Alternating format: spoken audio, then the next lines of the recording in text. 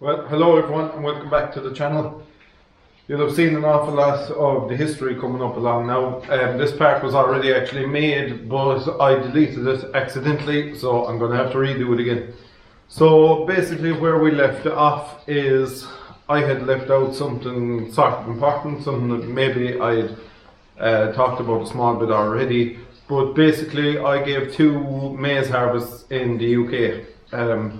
I was on the Isle of Wight, which is a small island off the coast of Southampton, a very small island, and it was mostly AD work we were doing. We only done a couple of dairy farms. It was all for anaerobic digestion, which, if anybody doesn't know what that is, it's basically the extremely basic format of it is it's a cow's stomach replicated in a huge concrete tank with a roof on it, and what that's doing is basically they're feeding it all different sorts of food stuff, which you can do with loads of different ways really, but the way they were doing it is they were feeding it whole crop, grass and maize, like you'd feed a cow, and their output in was a gas, and that gas was being burnt off to create electricity. The one we were working on was a 2 megawatt digester. There is some colossal size megawatt or colossal size digesters in the UK. I suppose we would have put in, I suppose we definitely put in the region of 2,000 acres of maize. I would say that's about what we put into them, maybe a small bit more. So to give you an idea, that's what was going into a 2 megawatt one of maize. There was one up near Cambridge. It was kind of well talked about at the time when I was there, in Cambridge in the UK, and that was 12 megawatt. So you can imagine the amount of maize and whole crop and grass that was going into that one was crazy. Some of them were kind of purely relying on maize. Our one was mixed, obviously. It was grass, whole crop and maize, and more of them didn't use food waste, and some of them I think work off of cattle slurry. So that's the basics of AD.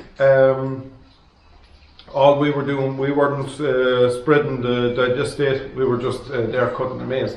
So the first year I went anyway, it was a doddle. I'd say I drove over the first year, and I was probably there maybe 2 days, and we got stuck in, and I'd say we were at it more or less for 6 weeks, and every day, and then we were obviously finished and I came home. But the second year I went was a lot more eventful. A guy over the road, a good friend of mine, came with us, and it was extremely wet, extremely wet. So we were kind of, we weren't at the whole pile at the start when we went there.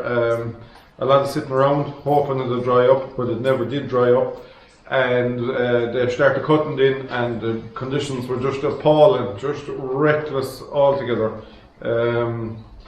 Just constantly tractors getting stuck, harvesters getting stuck, everything. It was the worst conditions I've ever experienced. But I'm glad I seen that, because you know, you see videos on YouTube of maize harvests in Germany and Holland and these places in extremely wet conditions, and it was much like that now, to be fair.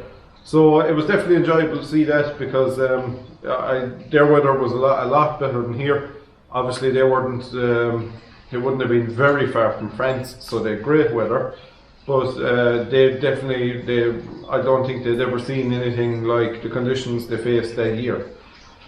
So they had, we were on John Deere's, they had Finns as well, and they had Crow and Harvester, and I'm going to add in a couple of pictures of that there along as well, just so you basically know what I'm talking about.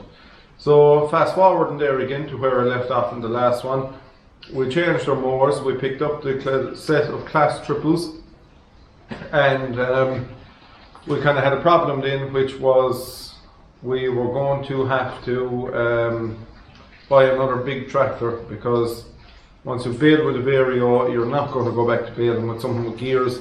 So we were kind of on the lookout for something with power to drive the triples, and leave the CVX on the baler. We looked at a few things. Myself and that guy that went to England with me, we went up to the north to see this case 1195 CVX, which we were keen enough about because I'd spoke to people that had owned it previously 4 or 5 years before that, and they said it should be in good order, it should be a good tractor to buy. So we were hopeful enough about it, and obviously being an 1195, it was a common rail. These aren't common rail. Even though it was a tier 2, it was sort of the last of a tier 2 into a 3, because I think the 1190s weren't passing the emissions regs, so they had to come out with the 1195, and that was there for about 2 years, I think, before the 195s came out. So we're hopeful enough, and we went up to see it, and the tractor was absolutely wrecked, just hanging. We could have bought it right on the day, but there was a lot of work to go into it, and we were facing into the wrong time of the year to go doing work to a tractor, because this was kind of shoving on for March or April time, I suppose, and we were busy doing bits of reseeding and stuff. That winter we had done up the 6900 John Deere. She was given bits and pieces of bother coming into that winter. That's the previous summer. She was getting hot, and we changed the radiator and we changed the water pump and we done a few things, and she was sort of behaving, but you wouldn't be sure what she'd do.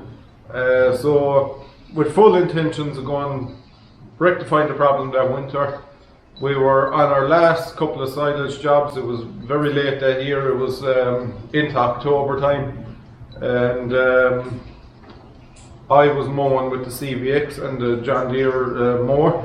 We were just after getting it. I suppose we had it maybe a couple of weeks, and it was working away lovely with it. I remember my father was mowing with the 6900, and we linked up on this final job anyway. We were down to our last, I suppose, 2 acres of mowing for the year, and I was going away ahead of him down the stroke mowing, and he was behind me, and I just looked back and I see a cloud of steam rising off it, so I knew we were in trouble, and I went back to him, and she was after stopping up. So we pulled her aside and we brought her home, and that winter we done the engine on her. We new pistons, rings, liners, got the head reconditioned, and we said we'd paint her then as well. We'd treat her when we were going that far. So we resprayed it, we painted the wheels and we painted the panels, and just generally any small little problems with the tractor, we rectified them. So obviously when it came to the butterflies then, we said she wasn't kind of having a place here anymore. We needed more bigger ones instead of smaller ones. So we sold her, and a friend of ours bought it, and she's still going. She's still in the locality, still going strong, and that's obviously how we went looking at that CVX 1195. So when we were on our way down from looking at that 1195, we pulled into a dealer's yard, and I was in a Pottinger tour in Austria with this particular dealer, so I just said I'd call in and say hello. And when we were sitting in the yard, we were chatting away to the dealer, and myself and the other guy, when we were just coming out their driveway, we said we'll give one quick look through Dundee now and see is there anything that would suit before we head home. We had intended on heading home, and look, we'll go looking again. So I don't know how it happened, but we missed it. Obviously looking on our way up, and on our way down, when I was browsing through Dundee, I see this. So we went to see this, and we bought that, and as they say, the rest is history. That's how she ended up here. And we didn't have the tractor for butterfly mowers, and we were away in. We were comfortable enough again for another year. So that's kind of a basic catch up or run up on how we've got to the point we're at now. I'd say I've more or less everything covered there, but if you have any questions, feel free to ask them.